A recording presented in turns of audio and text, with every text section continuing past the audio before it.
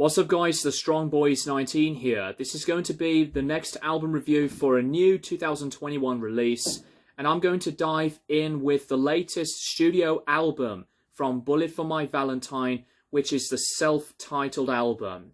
So this is the latest album from Welsh-based metalcore band Bullet For My Valentine. This was released to Spine Farm Records with Carl Brown done the production, and this album is the follow-up to the 2018 album of Gravity, which is to me an absolute weak, abysmal, repetitive, and just a big pile of trash. Now, before I dive in with this album, I was a pretty big fan of this band, and yet alone I thought that The Poison and Scream Aim Fire are two of the best records that the band had put out, and I was in that scene when the band had been in with a lot of acclaim and attention, and I think that these two records were catchy, memorable, instantly recognizable, full of bangers and hooks. Then after the release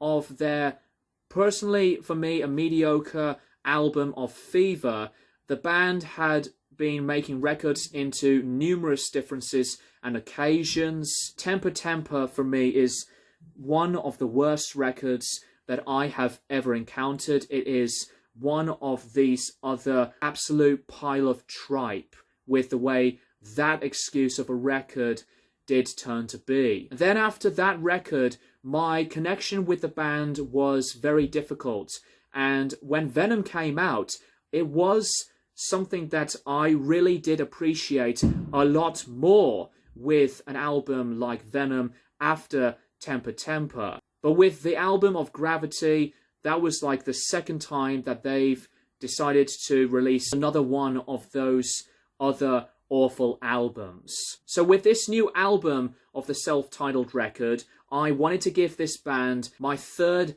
final chance of diving into this band with an open mind, as I did see them live around the era of Fever, and I thought that Bullet For My Valentine was such a nostalgia big point for me, as I really did like the band a lot.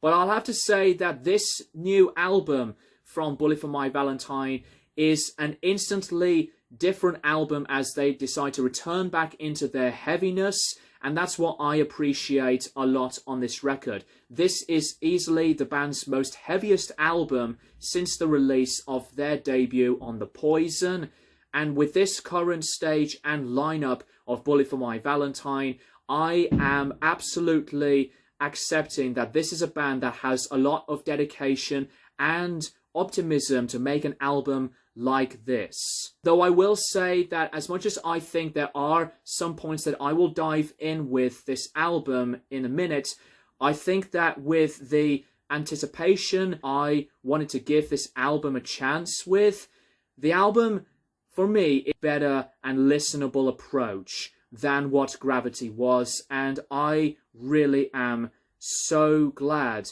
that they decide to completely ignore the sounds of that broken, blank, and annoyingly repetitive stale record, instrumentally and musically, that Gravity was.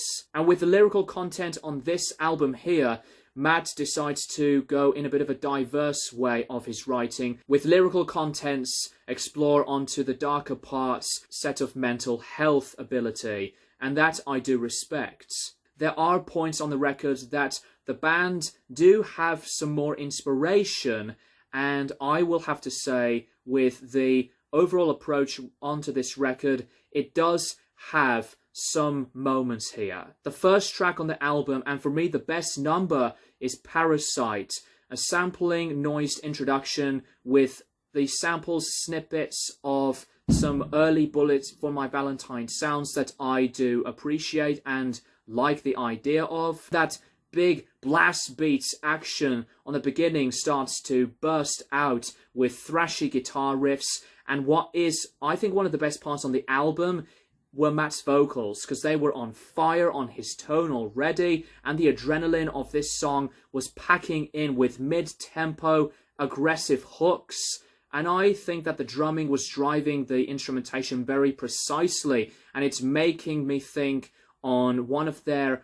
earlier roots when Bullet really did stand out. The continuation of the track did deliver very, very well, especially on the production that was bringing in so much punch.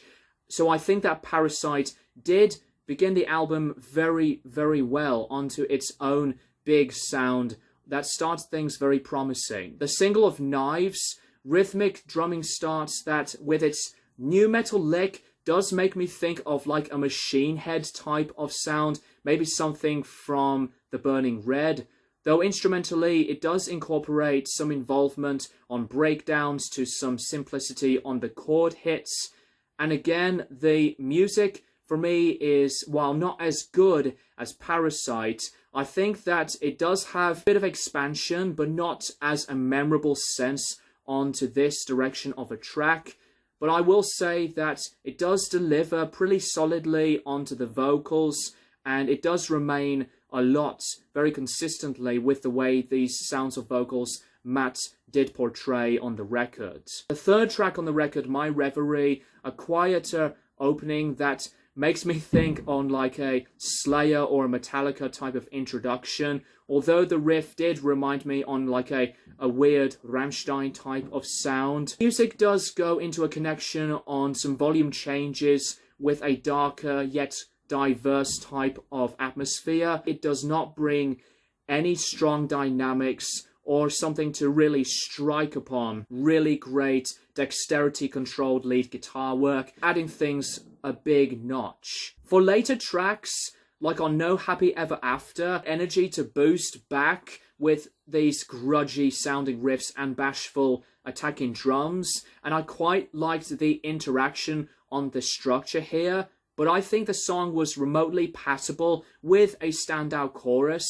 Unfortunately, it does not really grab with me, but it does continue the more of the tightness and punishing array of performances. The weaker tracks, like onto the next song of Can't Escape the Waves, for me was not all that special to write home about. And even though that it involves controlled big alternate picking and speeding up double bass pedaling, musically, I think that it was not really one of those that does stand out, although this fuzzy bass tone of a track reminds me on like a Napalm Death album. The weirdest and weakest part of a song, which is Bastards, consistent marching, drumming, percussive type of direction with some hey commands. Simplicity of the track, this is just as incredibly bland and so lackluster that it really does not deliver in any shape of aspect, which I think that this is to me one of the weakest Bullet For My Valentine songs. The other tracks, like on the next one, Rainbow Veins, one of the other singles, for me instrumentally was really decent, in a bit of a presentable feeling, but again it feels incredibly pedestrian, and a chorus that was just really lacking something. And even though that the rhythm parts of this track was good, it feels incredibly safe and it was not all well crafted. Shatter begins things on some more noisy guitar distortions, fade-ins, cleaner backing vocals to begin things, sufficient and hateful guitar playing and drums. And instrumentally, this does switch things along into its own separate progression. Annoyingly, it does get repetitive over and over without changing things into a direction. And what is the weakest part about the track is that it does not make anything diverse or to make it a stronger depth of songwriting, as like with the first few opening tracks. Paralyzed, thankfully, is groovy riffs, and I think that this is a track to tear things down onto some of the more aggressive versatility on the verse sections, punishing edges, and fantastic arrangements on the guitar riffs and solos and performances here, with a strong bridge section that builds in some complexity, quite an additional memorable part as well. Death by a Thousand Cuts is on a similar tone like on that Machine Head type of aesthetic, but it's incredibly powerful onto the action on double bass pedaling, on the instant banging explosions. dare I say that word, because of fireworks going off. But overall, I think this final track is pretty ferocious sounding. It was at a pretty good set of tone to finalize everything onto the whole album's direction and path, interplay from switching on the harshness vocals and to the cleans. And I find this finale track does close things down on a pretty good arrangement that I do accept. The production on the album I thought was very good. The drums do sound violent, and the distorted tones much respect into the sound of the musicianship, especially the drumming on this album.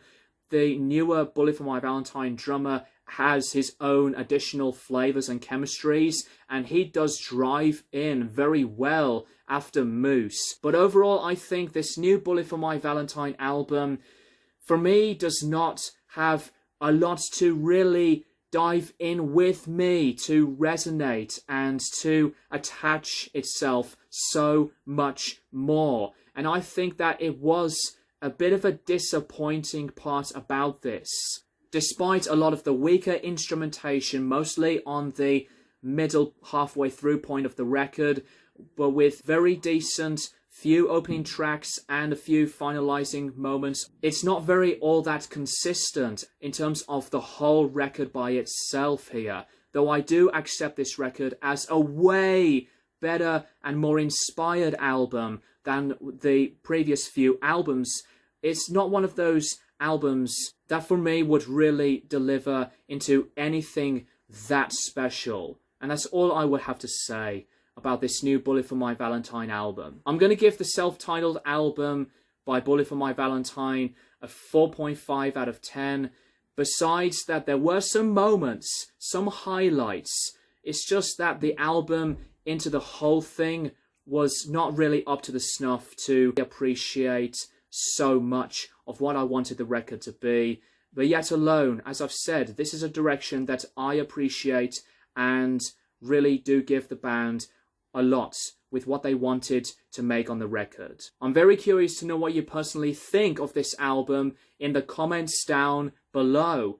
Thank you guys for watching, and as always, I will keep you guys posted for more videos in the near future.